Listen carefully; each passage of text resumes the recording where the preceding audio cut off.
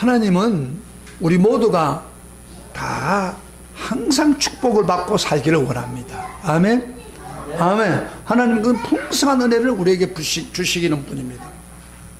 그리고 비록 죄를 일시적으로 짓고 징계를 받았다 하더라도 진정으로 회개하고 회개 열매를 맺으면 어떤 죄도 용서하고 우리를 회복시켜서 다시 우리를 풍성한 축복으로 누리며 살게 하기를 원하십니다. 아멘. 그러나 한 가지, 아무리 믿음 있는 사람 성도들 하더라도 죄를 지어놓고 회개하지 아니하면 절대로 회복시키지 않습니다. 여러분, 우리 예수님이 오실 때 공생애를 제일 처음 시작할 때 설교한 내용이 무엇인 줄 압니까? 회개하라, 천국이 가까이 왔느니라. 이게 메시지예요. 회개하라, 천국이 가까이 왔느니라. 이게 무슨 말입니까? 회개하는 자에게 그 마음에 천국을 주고 그 다음에 축복을 해주겠다는 거예요. 그 당시에 사람들이 다 하나님을 떠나고 살았어요. 회개 없이는 축복이 있을 수 없고 천국이 이룰 수가 없습니다.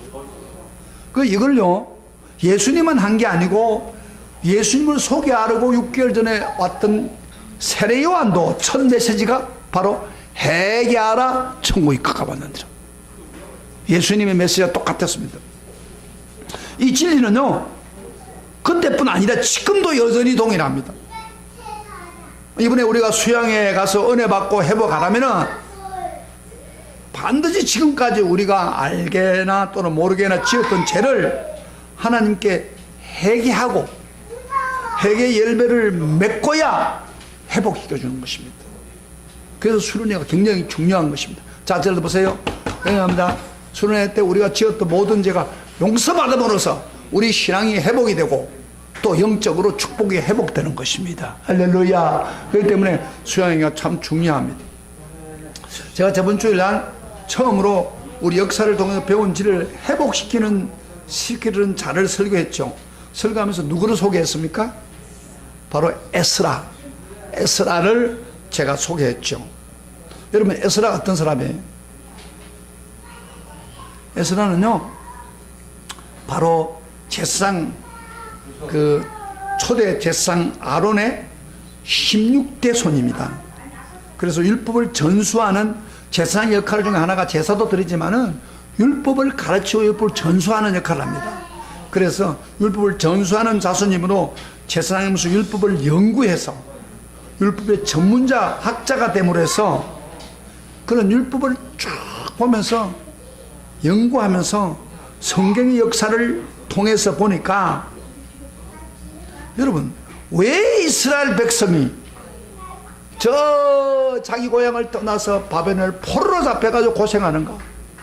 메디파사에서 다른 나라에서 노예로서 고통을 당합니까? 그 이유가 뭡니까? 이것을 에스라가 율법서를 보면서 깨달은 거예요. 그 이유가 뭐예요? 딱 한마디로 말하면 그가 깨달은 게 뭐냐면은 하나님이 약속한 그 적과 꿀이 흐른 이스라엘과 예루살렘에 살지 못하고 바벨론에서 포로로 당하고 바벨론 쳐들어와서 사람을 포용을 해서 전부 타향에 끌고 갔단 말이에요. 나라를 없애버렸어요. 에스라가 언제 깨달았냐면 율법을 연구할 때에 이 안타까운 사실을 깨달은 겁니다. 이유가 그게 있는 거예요. 뭘 깨달았냐? 율법을 이스라엘 사람들이 율법을 따르지 않냐고.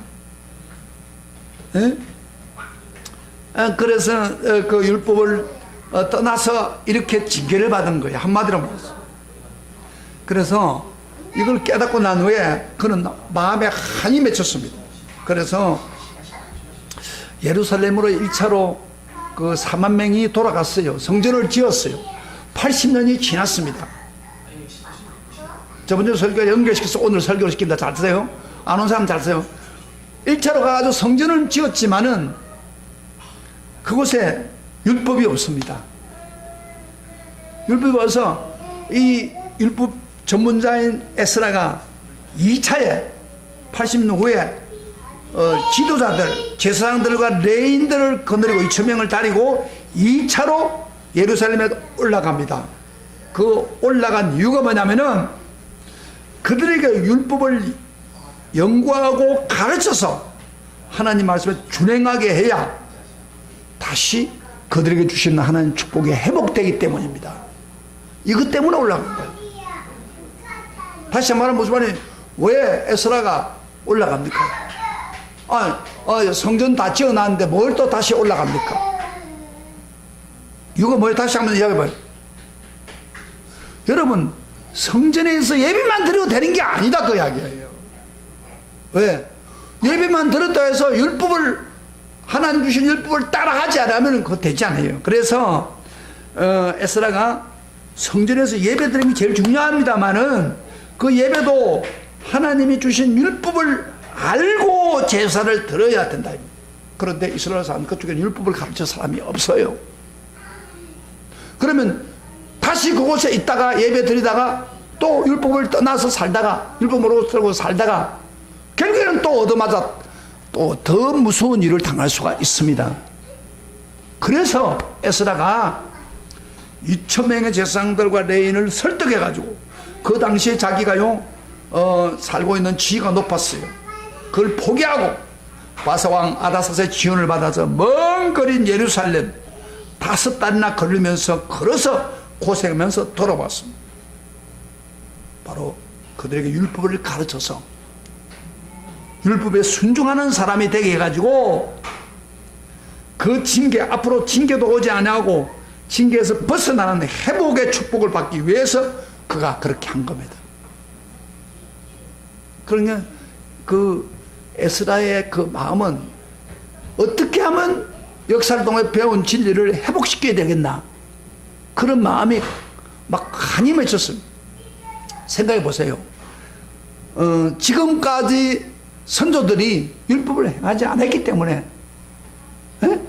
율법을 행하지 않았기 때문에 그들은 망한 거예요. 그러면 지금도 마찬가지예요. 회복시켜 주었지만은 율법을 행하지 않고 우상을 따라가면은 이스라엘 사람들이 또 망할 것입니다. 그건 더 비참하게 될 수 있는 거예요. 그래서 지금 결심을 하고 율법 학자인 진리를 바로 알아서 그들을 가르치려고 온 겁니다. 자, 한번 물어볼까요? 제가 좀 복잡하게 이야기했습니다만 에스라가 왜 왔습니까? 예루살렘 왜 돌아왔습니까? 딱 한마디로 이야기해봐요. 여러분 입으로 이야기해봐요. 여러분들 옆에 있는 사람 보고 입으로 이야기해봐요. 왜 에스라가 따라왔어요? 율법을 알려가지고 율법을 연구하고 준행하게 해서 복을 회복받기 위해서입니다. 할렐루야. 이게 목적이에요. 그런데 다시 그 선조들처럼 살지 않게 하려고 안타까운 마음으로 특출한 사명을 가지고 왔는데 막상 와보니까 자기가 염려하는 대로 86가 돼서 와보니까 예배는 드리지만은 율법을 떠나서 살고 있습니다. 그걸 발견하게 된 거예요. 율법이 없이는 안 되는 거예요. 율법을 깨달아야 바로 살 거 아닙니까? 그래서 그가 율법을 어기고 죄를 짓고 있는 세 백성들을 보게 된 겁니다. 그 죄가 뭔지 한번 봅시다. 오늘 9장 1절부터 2절을 같이 읽어봅시다. 자, 이스라엘 사람 범죄를 어떤가 직접 보세요. 시작. 이 일 후에 방백들이 내게 나와 이르되 이스라엘 백성과 제사장들과 레위 사람들이 이 땅 백성에 떠나지 아니하고 가나안 사람들과 헷 사람들과 브릿 사람들과 여보서 사람들과 암몬 사람들과 모압 사람들과 애굽 사람들과 아모리 사람들의 가정한 일을 행하여 그들의 딸을 하여 아내와 며느리로 삼아 거룩한 자손이 거지방 사람과 서로 섞이게 하는데 방백들과 풍환들이 이 죄에 더욱 어뜸이 되었다 하는지라. 그랬죠? 그들의 죄가 뭐예요?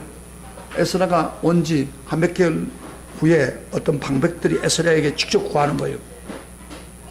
그 당시에 이스라엘 사람들이 여보소 사람, 암몬 사람, 모압 사람, 그 당시에 거짓 가나안 사람들과 교제를 하면서 그들의 딸들을 며느리로 받아들인 거예요. 결혼을 시키고 또 아내를 받아들이고. 그래서 여기 가정한 일을 본받았다고 그래서 가정한 일을 본받다. 여기 가정한, 아무리 사람이 가정한 일을 해요. 여러분 가정한 일이라는 게 뭐예요?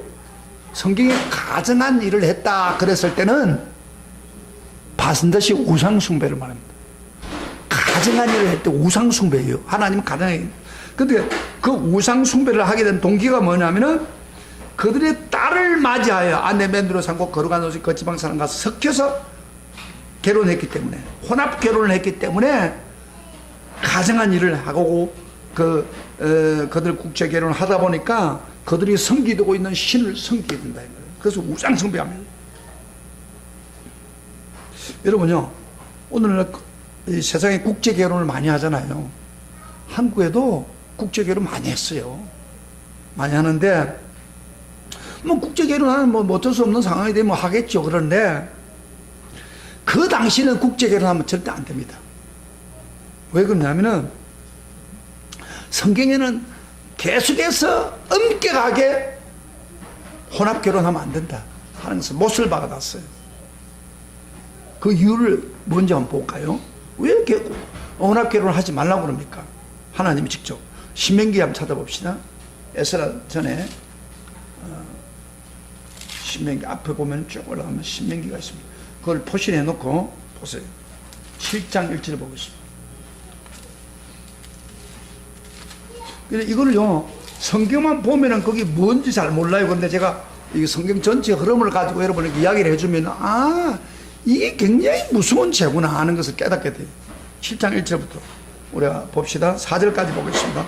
다 같이 시작. 같이 큰 소리로 다 시작. 내 하나님 여호와께서 너를 인도하사 내가 가서 차지할 땅으로 들으시고 내 앞에서 여러 민족, 핵 족속과 기르가 족속과 아모리 족속과 가나안 족속과 브리 족속, 히위 족속과 여보 족속, 7족속이죠. 곧 너보다 힘이 센 7족속을 쫓아내실 때 내 하나님 여호와께서 그들을 내게 넘겨 내가 치게 하리니 그때 너는 그들을 진멸할 것이다.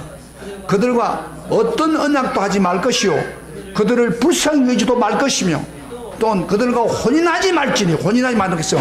내 딸을 그들 아들에게 주지 말 것이며 그들의 딸도 내 며느리로 삼지 말 것은 그가 내 아들을 유혹하여 그가 여호와를 떠나고 다른 신을 섬기게 함으로 여호와께서 너에게 진노하사 갑자기 너희를 멸하실 것입니다. 여기 보세요. 이스라엘 사람들이 가나안 원주민을 가능하면 전멸시키라 그러면서 혹시 전멸시키지 못하더라도 그들과 언약하고 혼인을 하지 말라 그랬어요. 그 이유가 뭐냐면 4절이 중요합니다. 4절 다시 한번 봐요. 그 굉장히 핵심적인 이야기입니다. 다 같이 시작. 그가 내 아들을 유혹하여 그 다음에 그가 여호와를 떠나고 다른 신들을 섬기게 함으로 여호와께서 너희에게 진노하사 갑자기 너희를 멸하실 것입니다. 멸망시키겠다는 거예요. 다시 말하면 결혼을 해가지고 그 사람들을 그 당시의 사람들은요 그 주변에 그 가나안 땅에 있는 사람 원주민들은 다 모두가 이방 신들을 섬기고 있었습니다. 여호와 하나님을 섬기다. 그래서 이방의 신들을 섬기는 방법이 우상을 만들어 가지고 절을 하는 거예요.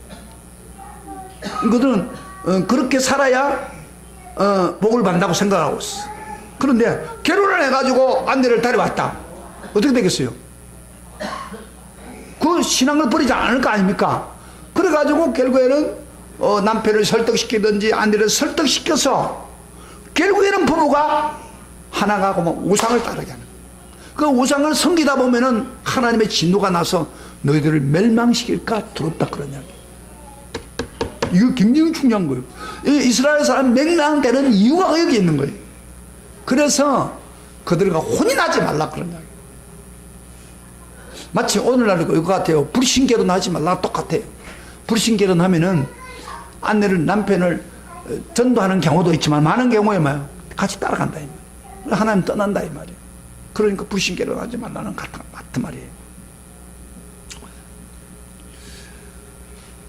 이걸 엄격히 다뤘습니다. 오늘 본문에도 그걸 좀 이야기하고 있어요. 그런데 지금 이 당시에 80년 후에 와 보니까 성전에서 예배를 드리고 있는 사람들이 그들이 이 말씀을 범한 거예요. 국제 결혼함으로써. 여러분요, 그 당시에 그 이방인과 결혼을 하면 얼마나 위험한지 여러분은 솔로몬 왕을 통해서 배울 수 있잖아요. 솔로몬 왕 보세요. 솔로몬 왕이 그 최고의 지혜자고 엄청난 부유한 사람입니다. 제일 많은 복을 받는 사람이라 할 수 있을 정도입니다. 그런데 국제 결혼 때문에 망친 겁니다. 그 정식 부인이 한 300명, 그 다음에 우처가, 그 밖에 우처가 700명인데 한 1000명 되는데 그 부인이 솔로몬의 최고의 지혜가 최고다는 말도 있지만 한편에 뭐요? 제일 부인을 많이 다니고 있다, 여자들. 나쁜 것 가지고 있네. 그런데 물론 그 당시에는 국제 결혼 때문에 그 계약 결혼입니다. 그래서 애굽하고 치지 않겠다고 해서 애굽에 딸을 보내고 이런 식이에요. 근데 그 계약 결혼을 했지만은 결국에는 그들이 들어오면서 아내가 되면서 자기들이 믿고 있는 신을 다 가져왔어요. 자세요. 신을 다 가져와가지고 솔로몬이 좀 약해질 때 자꾸 나도 신을 섬기겠다. 당신도 하나님 섬기는데 나도 섬기겠다고. 그래서 우상을 하나 만들어 달라고. 이렇게 우상을 만들게 하고. 그리고 계속 그 사람들이 여러 우상을 만들게 한 거예요. 그리고 나중에 솔로몬이 그 말을 듣고 또 같이 따라서 예배도 드리고 그랬어요. 여러분요, 이 세상에 아무리 강한 남자도 여자한테 넘어지지 않은 사람 한 사람도 없습니다. 그래서 그 재밌는 말 있죠. 유대인들이 전하는 책 중에서 보면은 10명의 불신자와 10명의 믿는 사람, 남자 믿는 사람하고 10명의 불신자하고 결혼했는데 10년 후에 그들이 믿을까요? 안 믿을까요? 다 안 믿는다는 거예요. 그러나 예수 삶에 있는 여자 10명, 그 다음에 믿지 않는 남자들 결혼했어요. 10년 후에는 뭐 어떻게 될까? 다 믿는 사람이 된다는 거예요. 여자의 영향이 이렇게 크다는 거예요. 지금 이 사람들은 특별히 며느리나 아내로 데려왔다 이 말이에요. 이 결국에는 그들이 믿는 우상을 따라갈 수밖에 없는 거예요. 솔로몬이 그렇게 된 거예요. 그래가지고 여러분요, 솔로몬이 우상을 만들고 또 절을 하고 같이 이렇게 하다 보니까 선자가 와서 책망을 2번이나 했어요. 그렇지만 솔로몬은 그 말을 듣지 않았어요. 그래가지고 결국에는 솔로몬이 하나님을 떠나서 살았어요. 그러다가 나중에 하나님이 나라를 2조각으로 잘라버렸어요. 솔로몬 때문에. 그래갖고 후손들이 여러분 2조각에 갈라졌는데 2조각으로 끝난 게 아니고 여러분 보세요. 2조각으로 끝났는데 특별히 북쪽 10지파 북이스라엘 나라는 이세벨이라는 여자가 들어와가지고요, 바알과 아세라 우상을 섬기게 해가지고 아수르 나라에 망해버렸습니다. 이게 우상 때문에 망한 거예요. 10지파. 그 다음에 유다지파, 베냐민 지파도 마찬가지예요. 계속해서 다른 우상들을 섬기다가 결국 바벨론에 망한 거예요. 결국은 이스라엘 사람은 왜 망합니까? 그 약속의 땅, 축복의 땅에 왜 떠나서 포로로 잡혀갑니까? 딱 이유를 한 가지 말한다면 바로 우상숭배 때문에. 근데 우상숭배 안 하는 방법은 국제결혼 안 하는 거예요. 근데 국제결혼을 지금 하고 있는 거예요. 지금 이 시점에 돌아와 보니까 에스라가 한번 상상해 보여요. 포로로 가면서 돌아온 사람들은 다 신앙이 좋은 사람 아니겠습니까? 4만 명이. 그들은 뭔가 좀 신앙을 가지고 온 사람들인데 이 사람들이 그 포로 생활하면서 얼마나 힘든 노예 생활을 했는데 돌아왔다면 어떻게 해야 돼요? 우리는 죽으면 죽었지 앞으로 우상숭배 안 할 거야 이렇게 해야 되잖아요. 아 그래 안 그래요? 그런데 그 사람들이 국제결혼하면서 우상숭배를 하고 있으니 답답한 거 아니에요. 이걸 오늘날 교인들이 하나님 믿으면서 세소가 빠지는 것과 똑같은 거예요. 그래서 이 소식을 듣자마자 에스라가 충격을 받았어요. 그래서 3절부터 5절 봅시다. 다시 에스라 9장 3절부터 5절 한번 봐봐요. 오늘 여러분 이 설교를 들으면요, 그만 읽을 때는 잘 몰라요. 설교 들으면 엄청난 일을 지금 범하고 있는 거지. 지금 다 같이 읽어보자. 3절부터 시작. 내가 이 일을 듣고 속옷과 겉옷을 찢고 에스라가 머리털과 수염을 뜯으면 기가 막혀서 앉았으니 이는 이스라엘 하나님 말씀으로 말미암아 뜨는 자가 사로잡혔던 사람들의 죄 때문에 내가 내게로 모여오더라. 내가 저녁 제사 드릴 때까지 기가 막혀 앉았더니 저녁 제사를 드릴 때 내가 근심중에 일어나서 속옷과 겉옷을 찢은 채 무릎을 꿇고 나의 하나님 여호와를 향해 손을 들고. 여러분요, 에스라가 그런 국제결혼이 있다는 이야기를 듣자마자 많은 사람이 이렇게 됐다고 하는 소리 듣자마자 막 기가 막힌 거예요. 그래서 속옷을 찢고 겉옷을 찢고 회개할 때 일어나는 거예요. 찢고 그 다음에 안타까움을 표현하면서 머리털 뜯고 수염을 뜯고, 이거는 슬픔과 분노를 표현하는 겁니다. 막 그래서 무릎 꿇고 막 기가 막힌 거예요. 그래서 말씀을 뜨는 자는 누구냐면 여기서 나오는 말씀에 뜨는 자는요, 경건한 사람들이죠. 하나님 두려워하는 사람들이 같이 참여하면서 막 기가 막힌 거예요. 저녁 제사 드릴 때까지 무릎 꿇고 기도하고 있습니다. 여러분, 여기서 한 가지 안타까운 건요, 지금까지 이런 죄를 이스라엘 사람들이 짓고 있는데도 아무런 반응이 없었다는 겁니다. 그런데 에스라가 이것을 보고 충격을 받고 안타깝게 생각했다는 거예요. 이게 중요한 거예요. 자, 봐요. 왜 그동안은 죄를 지으면서 다른 사람들 그런 아무 반응이 없었어요. 근데 에스라는 그 이야기만 듣자마자 옷을 찢고 수염을 뜯고 머리를 찌푸고 지금 충격을 받고 있는 거예요. 왜 그랬어요? 에스라 바보예요? 에스라는, 잘 보세요, 율법을 제대로 아는 거예요. 율법의 우상이 얼마나 싫고 국제결혼이 잘못된 것을 우리에게 그가 알고 있을 뿐 아니라 에스라는 또 양심이 깨끗하단 말이에요. 양심이 깨끗해야 죄에 대해서 깨달은 거예요. 어떤 사람은 설교를 들어도 양심이 하이마다 가도 더러워가지고 설교를 들어도 감동이 없어요. 거기 다 이유가 있는 거예요. 그게 세상에 때가 묻어가 있기 때문이에요. 그러니까 율법을 알고 마음이 양심이 깨끗하니까 그 감각이 생겨, 죄에 대해서. 그래서 안타까운 거예요. 그리고 이대로 가면 이스라엘이 다시 망한다, 그런 안타까움이 생기다 보니까 옷을 찢고 속옷을 찢고 머리를 찢고 그렇게 하는 거지. 지금 그게 반응이에요. 바보가 그런 게 아니에요. 그런데 다른 사람들은 죄를 지으면서도 죄에 대한 감각이 없어요. 오늘날 대부분 사람들이 이런 죄의 감각이 부족해가지고 죄를 느끼지 않아요. 죄를 지어놓고도 죄를 느끼지 못해요. 여러분, 이 시점에서 진정한 회개는 어디서부터 시작됩니까? 바로 죄를 인식하는 데서부터 시작되는 겁니다. 따라합시다. 진정한 회개는 죄를 깊이 인식하는 데부터 시작된다. 네. 죄를 인식하지 않으면 절대 회개가 없습니다. 죄를 죄로 느끼지 않는다니까요. 그래서 우리가 말씀을 통해서 우리가 죄가 무엇인가를 먼저 알아야 회개가 시작되는 거예요. 우리 말씀을 통해서 이번 수련회 내 죄가 무엇인가 그걸 깊이 인식하고 안타까워 회개해야 부흥의 역사가 일어나고 회복이 되는 거예요. 지금 제가 설교를 하는데요, 사실 그곳에 가서 이 마이크나 시스템이 안 좋기 때문에 제가 설교를 못해요. 크게 물론 예배 드리는 곳은 있지만은. 근데 제가 주일마다 이렇게 강의를 하는 이 설교들을 여러분 쌓여가지고 거기 가서는 실천을 할 거예요. 실천 회개하는 거예요. 그러니까 말씀 잘 듣는 사람은 그곳에 가서 놀라운 변화를 가지게 돼요. 그렇게 설교를 잘 들으라고 해요. 여기 다 그것도 설득 시킬 수 있는 시간이 없어요.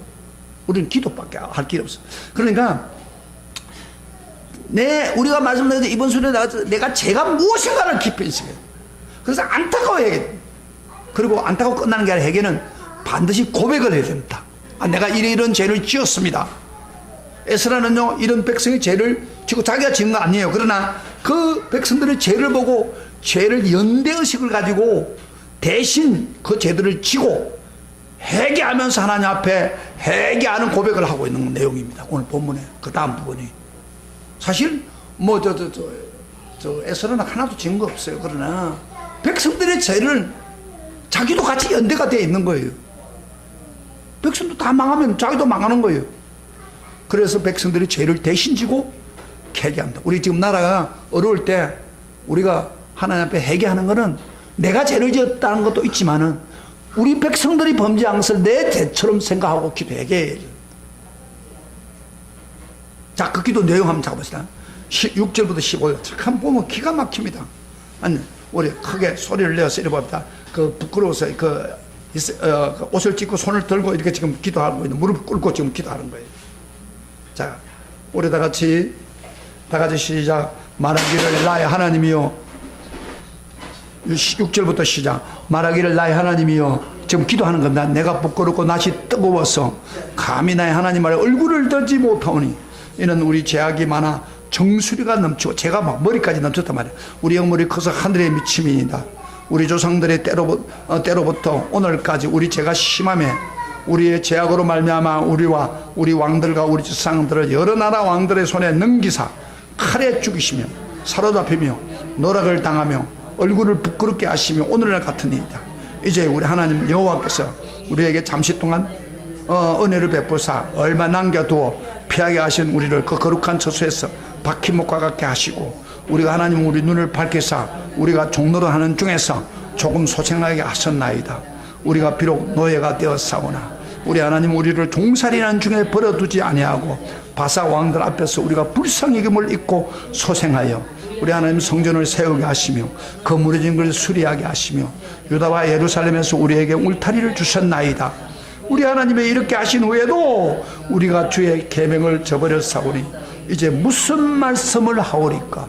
전에 주께서 주의 종 선자들에게 명령하여 이르시되 너희가 가서 얻으라 하는 땅은 더러운 땅이니 이는 이방 백성들이 더럽고 가증한 일을 행하여 이 끝에서 저 끝에서 더러움을 채웠습니다. 그런즉 너희 여자들은 그들의 아들을 주지 말고 그들의 딸들 너희 아들들을 위하여 데려오지 말며 그들을 위하여 평화와 행복을 영원히 구하지 말라. 그리하면 너희가 왕성하여 그 땅의 아름다운 걸 먹으면 그 땅의 자손에게 물려줘 영원한 유산으로 풀어주게 물려주게 되리라 하셨나이다. 그 말씀을 인정하고 있지만 우리의 악한 행실과 큰 죄로 말미암아 이 모든 일을 당하였사오나 우리 하나님은 우리 죄악보다도 행보를 가볍게 여기시고 이만큼 백성을 남겨주소사오니 우리가 어찌 다시 주의 계명을 거역하고 이 가증한 백성들과 통혼하리까? 그리하였으면 주께서 어찌 우리를 멸하시고 남아 피할 자가 없도록 진노하시지 아니하시리까? 이스라엘 하나님 여호와여, 주는 어려우시니 우리가 나 피한 것이 오늘 같사옵거늘 도리어 주께 범죄하여 사오니 이로 말미암아 주 앞에서 한 사람도 감히 서지 못하겠나이다 하니라. 여러분요, 그 에스라의 그 부르짖는 소리 한번 들어보세요. 그 안타까운 마음. 에스라의 기도의 핵심 그거예요. 하나님, 내가 얼굴을 들 수가 없습니다. 떳떳이 얼굴을 들 수 없습니다. 사람이 죄를 지으면 얼굴을 들 수 없는 것처럼 들 수 없습니다. 왜? 하나님이 그동안 죄를 지어서 징계를 했다가 없애버리지 않고 다시 회복을 시켜줘가지고 바사왕을 통해서 다시 들어와서 이곳에 다시 살려줬는데 또 그 짓을 하고 있으니 내가 무슨 말을 합니까? 막 엉엉 울면서 에스라가 울부짖고 있는 기도. 잘하세요. 에스라는 죄의식을 깊이 느끼고 있는 거예요.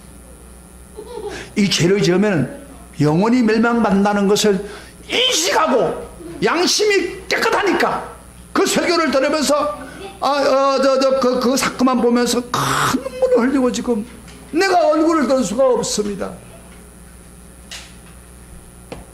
이렇게 되어야 회개가 일어나는 거예요. 근데 오늘 교인들은요, 설교를 많이 들어요. 내 마음에 부딪혀도 감동이 안 돼요. 양심이 묻어지고 말씀이 깊이 들어오지 않으니까. 자, 들어보세요. 왜 조심하세요. 이수 굉장히 중요하냐고.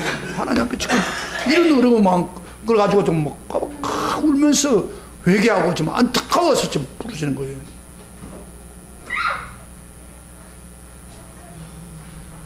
감히 얼굴을 돌수, 내가 얼굴이 떳해서 하나님 얼굴을 돌 수가 없습니다. 이렇게 그대로 두면 가만두지 않으니까. 그러나 놀라운 것은 우리가 어떤 죄를 지었다 하더라도 죄를 고백하면은, 회개하면 하나님 용서해 줍니다. 요한일서 1장 9절에 이런 말씀했죠. 만일 우리가 우리 죄를 자백하면 그는 미쁘시고 어려워서 우리 죄를 사하시며 우리를 모든 불의에서 깨끗게 해주실 것이요. 회개를 하면요, 솔직히 내 입으로 있는 것을 자백하면은 하나님이 참 사랑스러운 분인데 모든 죄를 사해 주신다고 그랬어. 그래서 우리가 수련해서 해야 될 일은요, 우리가 진정한 회개를 하면은, 고백을 하면은 회복이 됩니다. 그런데 참 놀라운 것은요, 어떤 죄를 지어도 진정한 고백을 하는 순간에 죄가 용서되는 것이 이 놀라운 축복을 주셨다 이 말이에요. 아멘, 아멘. 이게 하나님 은혜예요. 그래서 우리가 고백을 하지 않기 때문에 죄를 그대로 가지고 있는 거예요. 자, 죄를 고백만 하고 끝나는 게 아닙니다. 죄는 두 번째로 요소가 필요합니다. 죄의 근본적인 문제를 해결해야 됩니다. 회개의 열매를 맺어야 된다는 겁니다. 회개라고 하는 말은 돌이키고 방향전을 냅니다. 잘못된 길을 가다가 내가 죄를 고백했다면 돌아서서 바로 방향전을 내고 근본적으로 죄를 해결해야 그 회개의 열매라고 그럽니다. 그런데 여러분요, 우리가 죄를 많은 경우에 죄를 고백하고 버리지 않습니다. 그러면요, 내가 죄를 고백할 때는 좀 편해졌는데 죄를 버리지 않고 그 죄를 다시 지으면 죄가 얽혀버립니다. 그리고 솔직히 우리 하나님 앞에 내가 잘못했습니다, 이거 청산하겠습니다 해놓고 또 죄를 지으면 어떻게 해요? 그 하나님 가정하게 하는 거예요. 하나님을 지금 망령되게 하고 있는 거예요. 그렇기 때문에 죄를 고백했다면 없애야 되는 거예요. 죄의 열매를 맺어야 되는 게 정상적인 죄입니다.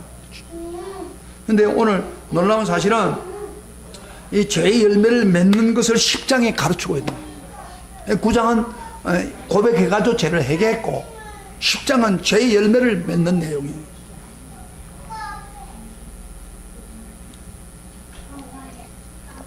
에스라가 이렇게 눈물로 기도하니까요, 에스라의 그 기도를 듣고 주변에 있는 사람들이 동조하기 시작했습니다. 양심이 있는 사람들, 양심이 맑은 사람 동조하겠습니다. 10장 1절 한번 봅시다. 다 같이 시작.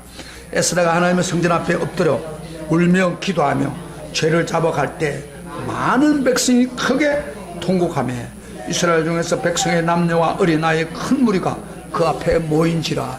어른들과 어린애 모두가 다 죄에서 모여서 회개하고 대성통곡을 했다 이 말이에요.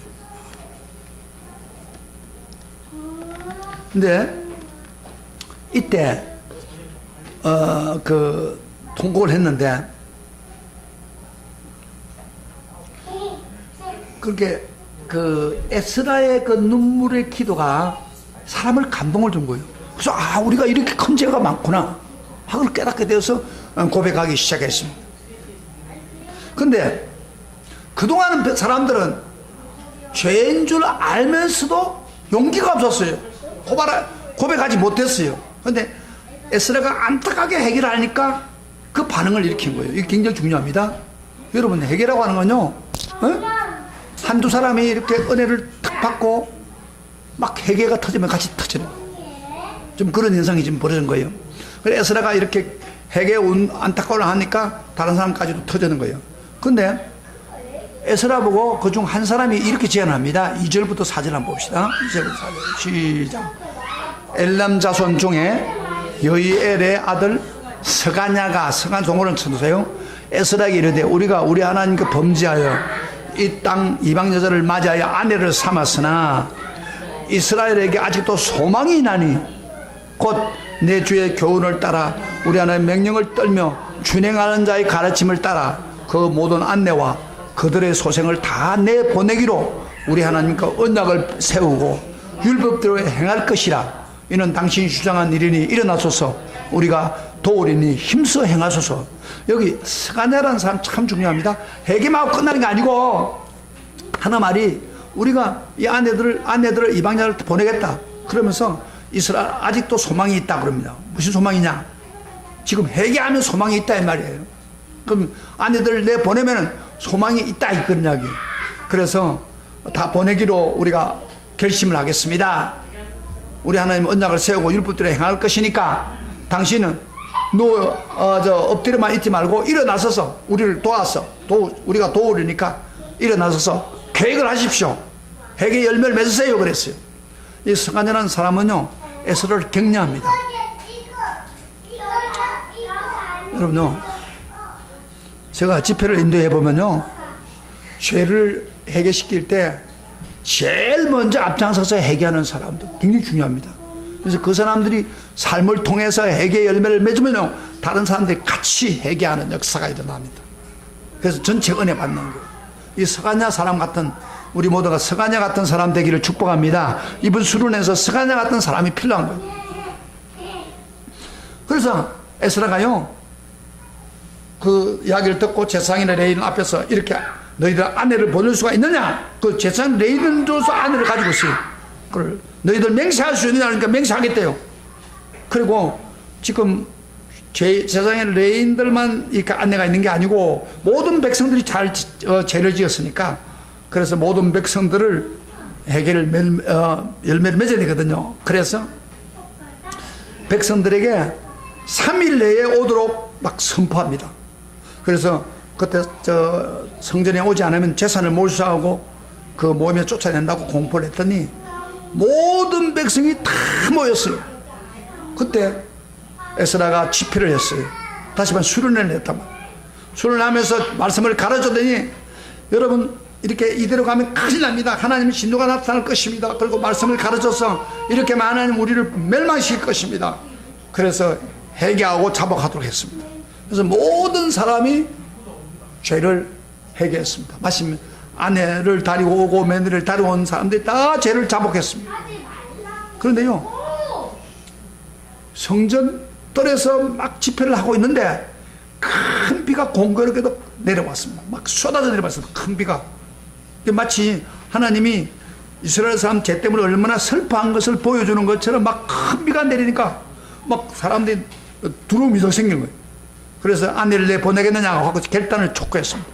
그러니까 모든 사람들이 그 큰 비를 보고 또 그 에스라의 설교를 듣고 다 약속했습니다. 우리 아내를 다 내보내겠습니다. 그래서 비가 너무 많이 와가지고요, 기도를 할 수 없었던 거예요. 그럴 때 옆에서 이야기를 했습니다.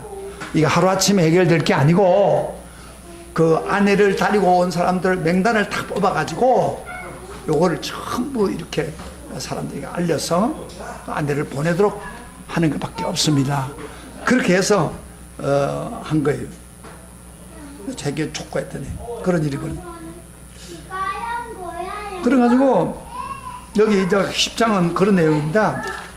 에스라 10장은 그런 식으로 이야기하다가 여기 잠깐 보세요. 에스라 10장을 조금 정리를 해드리겠습니다. 10장에 이제 몇 달 지나고 난 후에 아내를 취한 사람들을 명단을 다 작성합니다. 예? 만약에 그 16절 봅시다. 사로잡히던 자들이 자손이 그대로 앉으라 저상 에스라가 그 종족을 따라 각각 지명된 족장들의 몇 사람을 선임하고 10달 초하루에 그 일을 조사를 했습니다. 그러니까 아내를 데려온. 그래서 첫째 달 초일을 이방인 여인 안으로 맞이한 자의 일 조사기를 마치고 세상 무리 중에서 여인을 안으로 맞이한 자는 예수아 자손 요사닥 아들 그의 또 마세라 뭐 쭉 이름이 나오잖아요. 맹세하고 아내를 내보기로 하고, 그 다음에 인멜 자손, 그 다음에 하림 자손, 22년 바솔 자손, 레이 사람 중에서도 그렇고 노래하는 사람들이 쭉 설명하고 제일 마지막 뭐예요? 44절. 이상은 모두 이방 너보 자손 중에서 여엘과 마티다와 사박과 서비네와 익도와 요엘과 분하였더라. 이상은 모든 이방 여인을 아내로 맞이한 자라. 그 중에는 자녀를 낳은 여인도 있었다. 그러니까 이방 여자를 결혼했던 사람들 명단을 다 뽑아가지고 그들이 맹세를 해. 하나님 앞에 다 널 보내겠다. 그래서 다 보낸 거예요. 그리고 난 후에 놀라운 일이 벌어졌습니다. 이스라엘의 진노가 떠났습니다. 완전히 진노가 떠나고 이제 하나님의 새로운 역사가 일어나기 시작한 것입니다. 근데 이제 여기 마지막 하나 봅시다. 15절에 보면은 이렇게 회개 운동을 벌이고 모든 사람들이 회개하고 아내를 내보낸다 이러면 같이 살다 아내를 내보내는 게 쉬워요. 애기 낳은 사람은 더 그렇죠. 그렇게 하고 있는데 노골적으로 이것에 더 반대하는 사람이 있습니다. 그 15절 봅시다. 어떤 사람이 바꿔내 쪽을 회개하지 않고 아내를 보내지 않겠다 하는 사람. 15절에 기록되어 있습니다. 시작. 오직 아사엘의 아들 요나단과 디가의 아들 야스냐가 일어나 그 일을 반대하고 무술람과 레이 사람 삽부대가 그들을 뒀다. 세 사람 나오죠. 요나단, 야스야, 그들은 레이 사람, 갱간한 레이 사람인데 삽부대. 이 세 사람이 반대했습니다. 우리 아내 보낼 수 없다. 회개도 하지 않았습니다. 여러분, 그 사람들의 미래를 기록을 안 했는데 이 사람들은 어떻게 됐을까요? 끝까지 하나님을 반항했습니다. 회개하지 않았습니다. 어떻게 됐을까요? 제가 추측할 때는 보세요. 다들 회개하고 아내를 보냈을 때 마음에 평강이 있고 기쁨이 오고 은혜가 넘쳤는데 그들의 마음에 전혀 평강이 없습니다. 그들의 삶은 또 어떻게 될까요? 하나님 이런 자에게 복을 줄까요? 하는 일마다 안 됩니다. 복을 누릴 수가 없습니다. 오히려 진노가 그들의 가정에 일어났습니다. 저주가 그들에게 일어난 것입니다. 저는 집회를 하다 보면은 막 회개 운동을 벌어지고 막 은혜를 받는데 막 깜짝 설레하는 사람도 있지만은 어떤 사람들 그 중에서 몇 명은 회개도 안 하고, 응? 말씀에 순종도 안 하고, 그런 사람들은요 몇 사람 봐요. 참 안타까워요. 밤을 새면서 같이 기도했는데도 안 돼. 마음을 안 해놓으니까. 은혜 못 받는 사람. 은혜 못 받는 사람은 시간이 지나면요 완전히 폐인이 됩니다. 저 그런 거 많이 봤어요. 이런 세 사람이 안 되기를 주의 이름 축복합니다. 이번 수련회가 이런 사람 대해서는 안 되는 거예요. 아까 더 앞장서서 영적으로 새롭게 변화되려고 노력하는 사람 되시길 주의 이름 축복합니다. 아멘. 이게 은혜 받을 때 은혜 받는 거예요. 여러분요, 한국 교회가 이제 마지막 마무리하면서 초대 교회가 부흥될 때 어떻게 부흥이 됐습니까? 여러분 성경 잘 보세요. 베드로가 나중에 120명 은혜 받고 난 후에 사람들이 모였을 때 설교를 하고 난 후에 각각 자기 일을 해결하고 제 사함을 받으라. 그리하면 성령을 선물로 받으리라. 그 말을 그대로 믿고 3,000명이 회개하고 믿고 세례를 받고 성도가 되었습니다. 그 최초의 성도가 된 거예요. 그 사람들이 기독교를 이끌어갔습니다. 회개가, 진정한 회개가 있어야 교회가 새롭게 되는 거예요. 한국 교회도요 가장 폭발적인 부흥의 역사라고 세계적으로 그렇게 말하잖아요. 짧은 시간에. 한국 교회가 폭발적으로 부흥에 일어난 그 동기가 어디인 줄 압니까?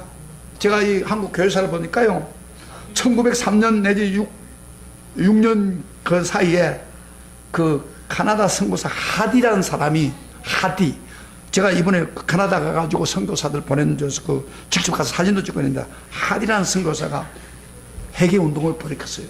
이 사람이. 근데 이 선교사가요 어떻게 회개 운동을 하게 됐냐면은 그 당시 여자 선교사들이 한국에 온 여자 선교사들이 많이 기도를 했어요. 한국을 부흥시켜 달라고.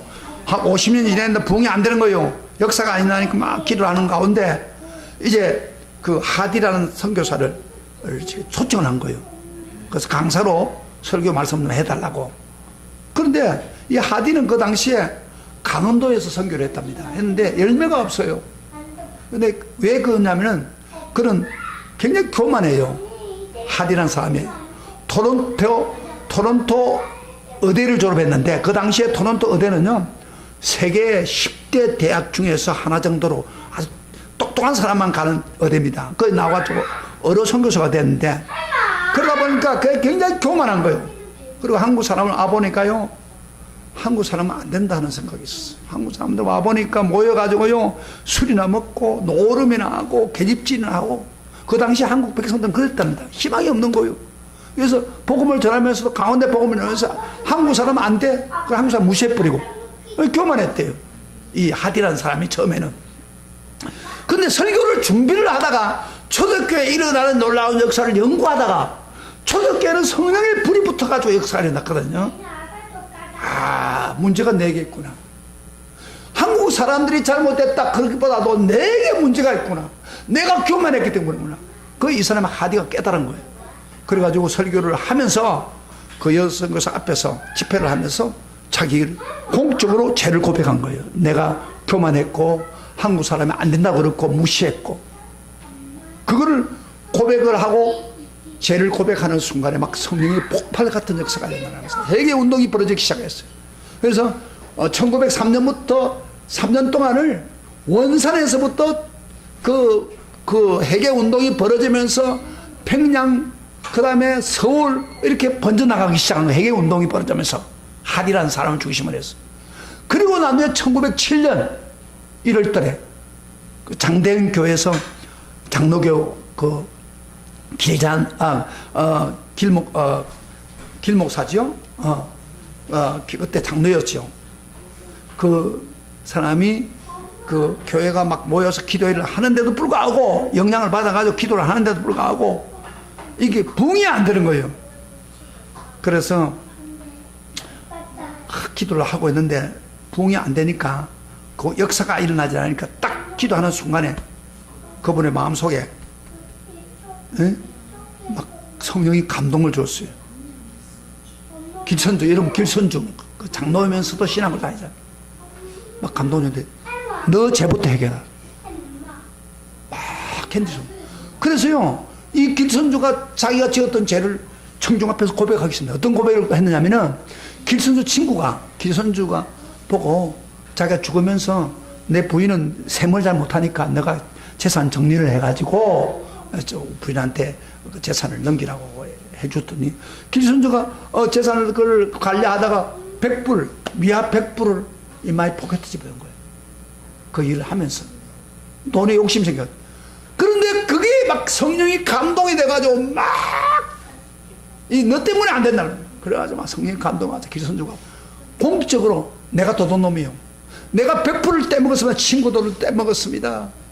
내가 도둑놈입니다. 하고 막 길선주가 그 장대현 교회에서 막 울면서 대성통화를 하는데 막 많은 수천에 모인 사람들, 나도 마찬가지요. 나도 죄인이요. 막 하면서 가슴을 치면서 회개 운동이 벌어진 게 1907년 우리 한국교회 성령의 불이 떨어진 날입니다. 그날이. 그래서 1907년 최고의 부흥의 강력한 역사가 일어난 거예요. 그래서 한국교회가 부흥의 역사를 일으켜서 거의 폭발적으로 부흥된 거예요. 회개 없이는 교회 부흥은 안 됩니다. 저도 처음에 막 은혜 받으려고 산에 가서 기도하고 매달리면서 하는데, 새벽에 와서 기도를 해주는데, 기도 딱 받는 순간 어떤 생각이 딱 들었냐면, 하나님이 나한테 은혜를 부어주고 싶는데 내게 죄가 있는 거예요. 그래서 나보고 죄를 깨닫게 해주는 거예요. 기도를 받고 난 후에. 도둑놈, 도둑질한 거 용서해. 회개하라. 내 도둑질은, 하나님 내가 무슨 도둑질 했습니까? 그랬더니 하나님이 오수 도서관, 내가 설교 많이 했으니까 도서관에 있는 돈을, 책을 훔쳐가지고 소먹이는 그 이야기 잘하는 사람한테 갖다 줬다, 몇 건. 그게 도둑놈이야. 그러면서 내가 막 가정에 누나한테 달라붙고 싸우고 했던 다 들어내면서 입으로 회개를 시키고 난 후에 성령을 부어주더라고요. 그래서요, 여러분요, 따라합시다. 회개 없이는 부흥될 수 없고, 진정한 회개 없이는 회복될 수 없다. 왜 수련회 가자고 합니까? 더운데. 가서 회개하자는 거예요. 회개. 그래야 내가 변화되고 내 인생이 달라지는 거예요. 아니, 목사님 과거에 내가 회개했는데, 과거는 회개한 것을 용서해 줬지만은 그때부터 지었던 죄는 지금 뚝 깨 있잖아요. 그래서 기도가 안 되고 답답하잖아요. 그걸 성령의 역사에 의해서 변화시켜야 된다, 이 말이에요. 이게 오늘 메시지예요. 여러분, 그 당시에도 회개 운동이 벌이고 회개 열매를 맺자 말자 인생이 바꿔졌지 않습니까? 에스라의 부흥의 역사가 일어난 겁니다. 할렐루야. 이런 삶이 여러분의 있기를, 나와 여러분의 있기를 주의 여러분 축복합니다. 축복합니다. 이번 수련회가 그런 수련회 되기를 축복합니다. 우리 다 같이 일어나서서 찬송 하나님 앞에 부르면서, 찬송을 부르는 이유는요, 이 정말